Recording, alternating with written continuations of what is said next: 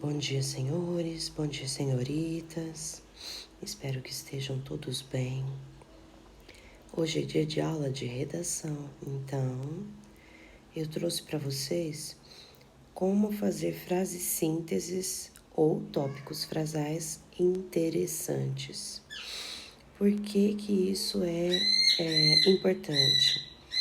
Porque, pessoal, quando a gente tem uma frase que já abre o nosso texto de uma maneira que chama a atenção, o leitor já começa a ficar preso ali desde o começo. Então, isso é muito importante. Bom, o que então é uma frase síntese? A frase síntese é aquela frase usada para abrir e para fechar o nosso texto. É a primeira frase do texto e a última. E ela tem que deixar claro qual é o tema que você está abordando e também o seu posicionamento. Se você é contra, a favor daquele tema tratado. Isso é realmente muito importante. Isso evita que a gente divague, que a gente fale de outras coisas que não seja o tema tratado. A gente já deixa de cara, claro qual é o tema. Evita divagações. Um exemplo, em uma campanha do Dia Mundial de Sem Tabaco, olha a campanha que eles fizeram, ó. Fumar, você aprende. Parar de fumar, a gente ensina.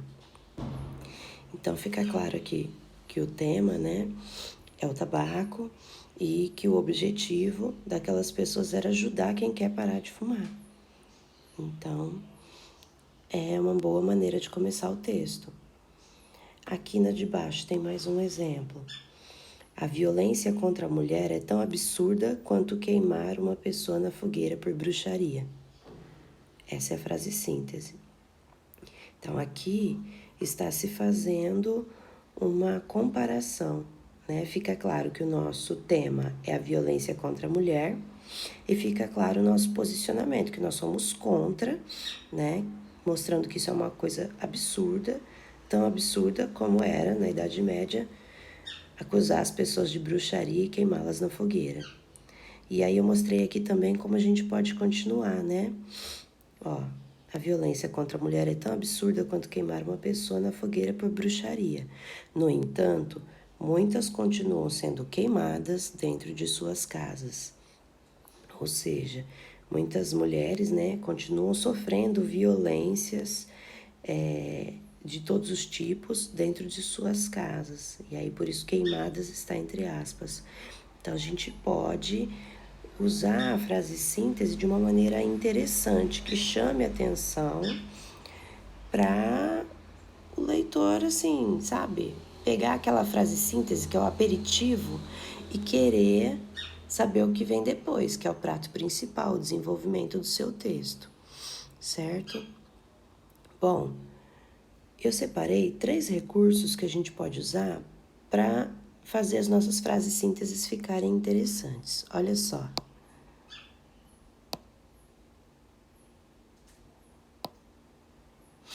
O primeiro é a intertextualidade. Alguns de vocês já devem ter ouvido falar. A intertextualidade, entre outras coisas, é quando a gente cita um texto que já foi criado por alguém ou uma frase conhecida de uma autoridade no assunto que a gente está tratando no texto. Então, pode ser uma fala de um cientista, de um escritor, de um pensador, até mesmo de um músico. A gente pode sim citar música, desde que não seja forçado, né, pessoal? Tem que caber dentro do contexto. Aqui, ó, 2 exemplos. Temos razões de sobra para cantar nosso país tropical, abençoado por Deus e bonito por natureza.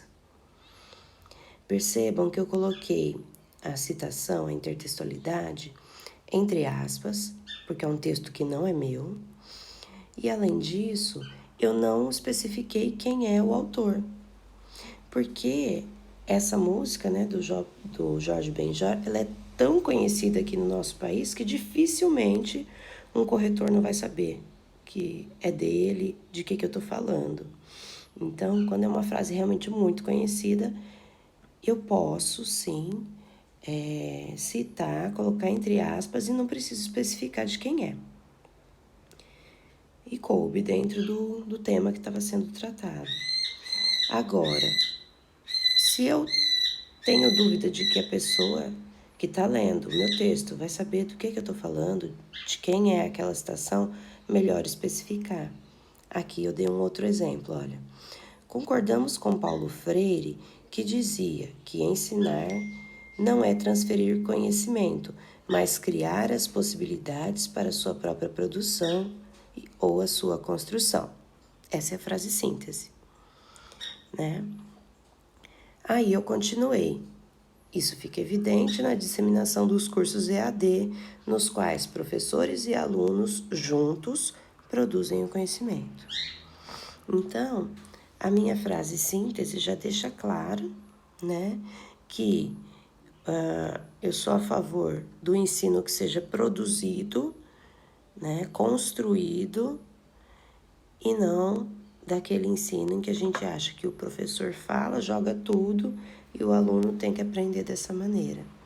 E aí eu estou me colocando a favor dos cursos EAD, que provavelmente seria o tema, né, desse texto. Bom, mas pessoal, a gente precisa tomar alguns cuidados no que diz respeito à intertextualidade.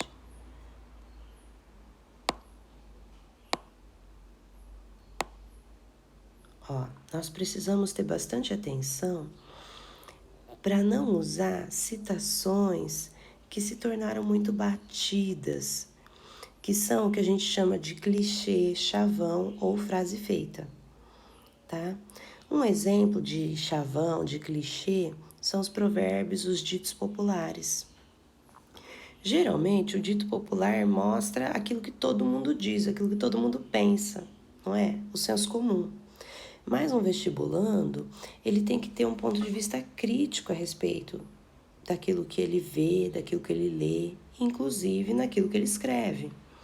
Então, para evitar esse tipo de coisa, é melhor não citar, né, aquelas frases que todo mundo diz. Uma frase que é muito comum hoje, né, e que já virou um chavão, que também não estaria, pensar fora da caixinha. Vocês, como vestibulandos, têm um vocabulário muito melhor do que isso. Então, vocês conseguem se expressar sem ficar usando uma expressão batida, né? Uma maneira da gente usar os provérbios ou os ditos populares e fazê-los ficarem interessantes é desconstruí-los. Isso eu acho, sim, muito legal. Aí eu trouxe aqui uns exemplos para vocês, olha. O provérbio é: em terra de cegos, quem tem um olho é rei. E aqui eu disse: em terra de cegos, quem tem um olho é escravo. Se vocês leram ensaios sobre a cegueira, por exemplo, vocês vão entender muito bem, né, do que eu estou falando. A mulher do médico, que é a única que não fica cega, ela não fala para ninguém que ela enxerga, porque se ela falasse isso dentro daquele hospício cheio de gente, ela ia ter que fazer tudo para todo mundo, ela ia se tornar literalmente uma escrava. Então, dependendo do tema que eu estou tratando, eu poderia colocar um provérbio assim modificado. Um outro exemplo: quando se fala de corrupção, o que os olhos não veem, o bolso sente. Então, eu deixo claro aqui que o meu tema é a corrupção, e aí eu cito um provérbio, né, popular: o que os olhos não veem, o coração não sente, e eu modifico. Então, qual é o problema da corrupção? Que o bolso, especialmente dos mais pobres, é que sente, certo? Assim, eu mostro o meu ponto de vista crítico a respeito do tema tratado, mas de uma forma que chame atenção para a minha linguagem. Uso frases, sínteses ou tópicos frasais que sejam criativos, certo? Mas além da intertextualidade, a gente tem mais dois recursos, Figuras de linguagem. Bom, vocês já devem ter ouvido falar bastante sobre elas, né? A gente pode sim usar as figuras de linguagem para construir frases sínteses interessantes. Podemos usar metáforas, comparações, personificações. Até podemos usar a antítese e a hipérbole. Mas, gente, nós temos que tomar cuidado para não forçar a barra, não ir além daquilo que o texto pode suportar. Tem que ser adequado ao contexto, tá? Então, eu sempre digo, é melhor um texto bem escrito, sem citação, sem figura de linguagem nenhuma, do que um texto com citação, figura de linguagem, mas que é forçada, que a gente quis inserir aquilo ali, mesmo quando não dava, certo? Bom, alguns exemplos que eu trouxe, olha. A solidão é a amiga mais íntima do homem moderno. Então, quando eu digo que a solidão é a amiga, a solidão é um sentimento, né? Um substantivo abstrato. Não tem como ela ser amiga, que é uma qualidade de seres humanos. Quando eu faço isso, eu estou usando uma personificação. Eu digo que o homem moderno, apesar de todos os recursos das redes sociais, etc., acaba sendo uma pessoa solitária porque a amizade frente a frente acaba não tendo. Então, eu usei a personificação para dizer isso de uma maneira mais interessante. Aqui também, a felicidade humana se resume a uma única palavra: maldade. Então, dependendo do meu tema, eu poderia usar. Estou opondo duas palavras que são opostas, né? Felicidade e maldade, dizendo que os homens, infelizmente, ainda são maus, né? Ainda não têm amor ao próximo como deveriam. Se o tema for amor ao próximo, solidariedade, eu talvez pudesse me colocar dessa maneira. Lembrando, tem que estar adequado ao tema, pessoal. Mais um exemplo. Mesmo com o risco da pandemia, muitos continuam nas ruas e veem com olhos frios a morte de pessoas em outros países. Então aqui, pessoal, eu usei uma sinestesia, né? Que é quando eu misturo mais de um órgão do sentido. Olhos, visão, frios, tato. Então, mesmo com os riscos, as pessoas veem com olhos frios a morte das pessoas, né? Pessoal que fica aí piruando na rua e não tá nem aí se o vírus vai se espalhar, se o vírus vai pegar gente idosa, se vai morrer gente, enfim. Então, na minha frase síntese, eu deixei claro que o meu assunto é a pandemia, né? E que há pessoas que não levam a sério. Aí, aproveitando o assunto do dia, a Covid-19 no Brasil é uma bomba em contagem regressiva. Então, olha aqui, eu usei uma metáfora. A Covid-19 é uma doença, ela não é uma bomba. Mas quando eu digo que ela é uma bomba, eu estou usando uma metáfora, né? Assim, eu torno meu texto interessante, dizendo que essa doença acontecer e se espalhar no Brasil era algo inevitável, né? Certo? Então, eu posso usar, sim, as figuras de linguagem a meu favor. Bom, nós podemos usar ainda um terceiro recurso, que é a analogia. Analogia é quando eu marco o ponto de semelhança entre duas coisas que são diferentes. Ela se assemelha um pouco com a comparação. Aqui, olha, temos dois exemplos. Vizinhos são como balanças de pratos em que a parte mais pesada geralmente são conflitos e adversidades.